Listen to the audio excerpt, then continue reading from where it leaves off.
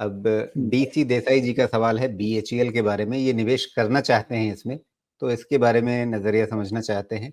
जब ये निवेश करना चाहते हैं तो स्वाभाविक रूप से ये कम से कम 2-3 साल की बात सोच रहे होंगे, तो उस लिहाज से क्या बीएचईएल आज की तारीख में एक अच्छा कैंडिडेट है? देखिए बीएचईएल के फिर मैं कहूँगा कि मुझे इस बारी के भी नंबर बीएचईएल के पसंद नहीं आए। लेकिन अब ये चल रहा है, इसके पीछे कुछ और रीज़न होगा, पर्टिकुलरली ऐसा एनालिस्ट जो सिर्फ़ बीएचईएल ट्रैक करता होगा, वो आपको उतना डिटेल दे पाएगा।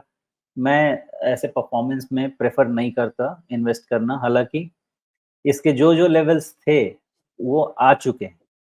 अब आपको यहाँ से वेट करना चाहिए क्योंकि 200 एक ऐसा प्लेस है जहाँ पे इसका डिसीजन होना चाहिए। लगता तो ऐसा है कि 200 के नीचे भी ब्रेकडाउन हो सकता है, अगर मार्केट में ब्रेकडाउन हो तो। आज का पुलबैक सारे स्टॉक्स और मोस्ट ऑफ द स्टॉक्स में ऐसा है, मार्केट में ऐसा है, जो कि एक पॉजिटिविटी बताता है, लेकिन वोलेटिलिटी बढ़ रही है मार्केट में और ये एक अच्छा सिग्नल नहीं होता है। तो बीएचईएल आपको अब करना भी है इस लेवल पे, तो चूँकि रिज़ल्ट बहुत अच्छा नहीं है और इसको क्या ड्राइव कर रहा है मुझे नहीं मालूम है। लेकिन आपको करना भी है तो 200 सैक्रोसैंट लेवल है रिस्क कंटेन करने के लिए, थियरी के हिसाब से। उसके जी। नीचे में इसको छोड़ देना चाहिए, अदरवाइज़ कोई अगर इसको टैक्टिकल बाय ट्राई करना चाहे तो कर ले, क्योंकि 200-225 का एक रेंज बनता है, 225 के ऊपर फिर से इसका जो ऑल टाइम हाई है 240 वाला वो रेंज बनता है। ओके, तो ये लेवल्स हैं लेकिन इस समय एक सारे ही पीएसयू शेयरों में एक चाल बनी हुई है, वो गज़ब सी चाल है। लेकिन इस चाल को आप अगर रिज़ल्ट से जस्टिफ़ाई नहीं कर पा रहे हैं, तो फिर क्या इस बात से देखा जाए कि बहुत साल तक बाज़ार का ध्यान ही नहीं था पीएसयू सेगमेंट पे, लोग बात ही नहीं करना चाहते थे सरकारी कंपनियों के बारे में कि नहीं कुछ भी ले लेंगे, सरकारी कंपनियों में क्यों पैसा लगाना है? तो ठीक है? उस माहौल से अगर निकल कर के ये वापस सबके रडार पे आ रहे हैं पीएसयू शेयर, तो क्या सिर्फ़ ये उसका असर है कि अब बहुत ही अंडर ओन्ड थे, इसलिए सब लोग खरीद रहे हैं तो ज़ाहिर तौर पे भाव बढ़ेंगे? पीएसयूज़ बहुत ही अंडर ओन्ड थे और मैं बहुत ही रिस्पॉन्सिबल वे में कहना चाहूँगा कि राइटली अंडर ओन्ड थे। बिकॉज़ हमारे यहाँ पीएसयू का कल्चर कभी ग्रोथ ओरिएंटेड रहा ही नहीं।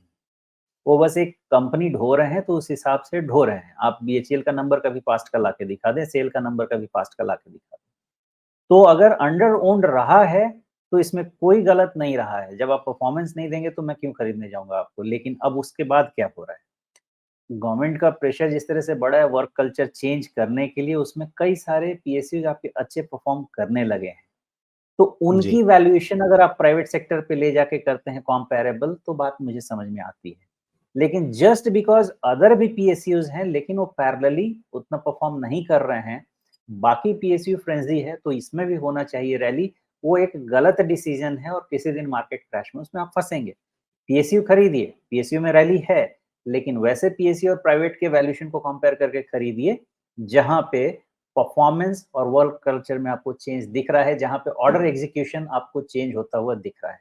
अगर ऑर्डर जी। एग्जीक्यूशन हो नहीं बढ़ रहा सकता है है। तो दिख जी। हो सकता है बाज़ार ये देख रहा है कि अब सरकार का एक क्लियर विज़न है कि पीएसयूज़ को चलाना है और ठीक से चलाना है।